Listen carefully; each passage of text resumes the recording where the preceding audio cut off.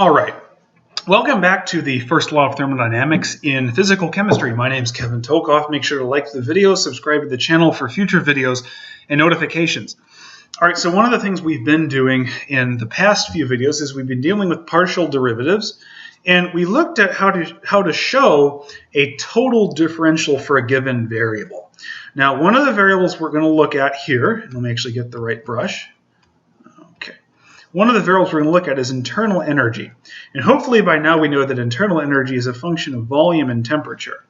So if I want to write the total differential, I'm going to say that du, in a roll, is equal to delta u, which is equal to the partial of u with respect to v at constant t, dv, plus, and this is going to be right from v1 to v2, plus the integral of the partial of u with respect to t, at constant v dt from t1 to t2. Now, when I'm looking at internal pressure, okay, the definition of internal pressure, at least mathematically, we'll go into conceptually what it is later, it's given by pi sub t, but internal pressure is the derivative of u with respect to v at constant t. Now, one of the things that often happens in these types of classes is you see all these derivatives and you just memorize what they are, but you forget what the meaning of a derivative is.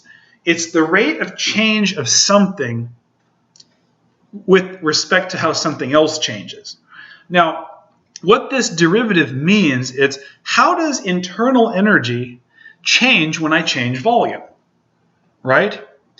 Also notice I'm holding temperature constant. So this is going to be an isothermal system, okay? When I'm measuring what's termed internal pressure, it has to be isothermal, which means if it's isothermal, delta T is 0, dt is 0, so this whole integral cancels to 0 because it's multiplied by dt, okay?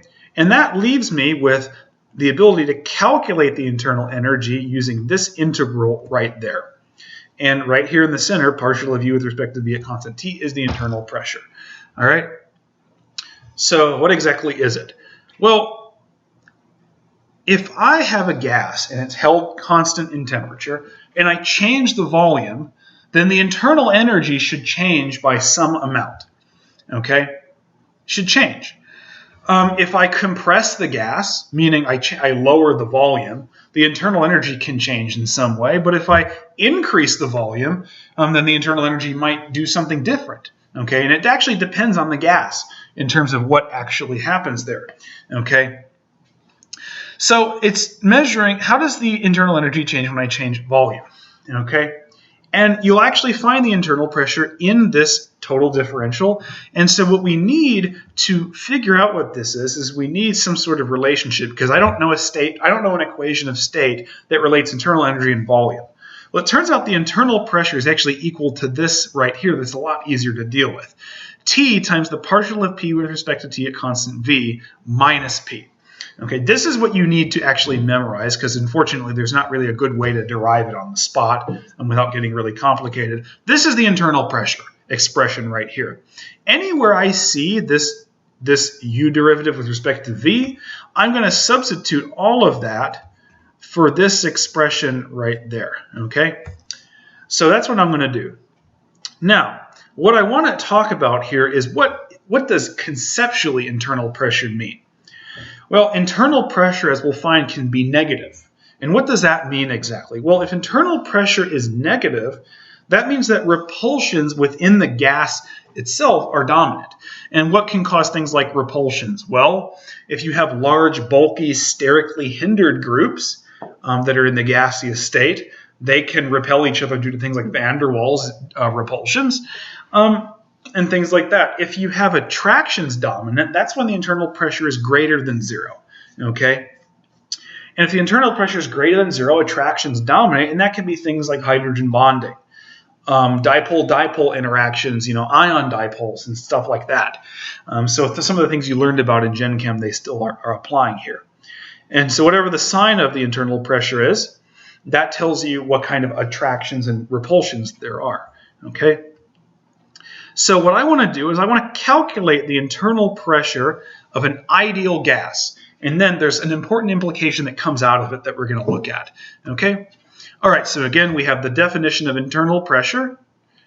is T times the partial of P with respect to T at constant V minus P. All right, so the first thing I need to do is I need to find this partial derivative. What's the partial of P with respect to T at constant V? Well, it turns out that's a pretty easy partial derivative. I have this equation of state solved for P. The derivative with respect to T is just nR over V, right? Then what I do is the internal pressure, okay? I'm going to take temperature and multiply by that partial derivative, which evaluated as nR over V, and then I'm going to subtract the pressure, all right? Now, if you just look at this, nRT over V, maybe you can see that that actually is pressure. Look, for an ideal gas, nRT over V, TNR over V, but if I rearrange it, that's just pressure. And if you see that pressure minus pressure, then that's equal to 0. However, if you aren't as good at recognizing things like that, you can simply do some manipulations of this to prove that it's equal to 0. So let's just rewrite this as nRT over V. And then I have this minus pressure. But notice pressure is nRT over V. So nRT over V, and that is equal to 0 because you're subtracting it off. So what does that mean? It means ultimately for an ideal gas, the internal pressure is 0. Now recall, if I wanted to actually find the internal energy change, what I do is I do the integral of the partial of U with respect to V at constant T dV, and if you remember from above, that other part of the integral, because it's isothermal, canceled to 0, so this is your integral from V1 to V2. However, when I found out what this partial derivative was, it was 0. So that means that delta U is 0. And that's what we talked about in a previous video. We mentioned that internal energy for an isothermal process for an ideal gas is 0. Now, the importance of that is that it's only for an ideal gas. Other types of gases, like van der Waals gases, it's not 0. But why is it 0? Well, what is the internal pressure?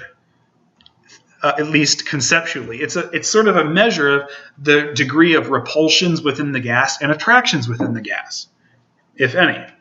But what is one of the assumptions we made with deriving the ideal gas formula? There are no interactions between the molecules. All the molecules behave as if there's no other molecules present. Okay? So there are no repulsions in an ideal gas, and there's no attractions either. So that's why for the internal pressure of an ideal gas, it's 0.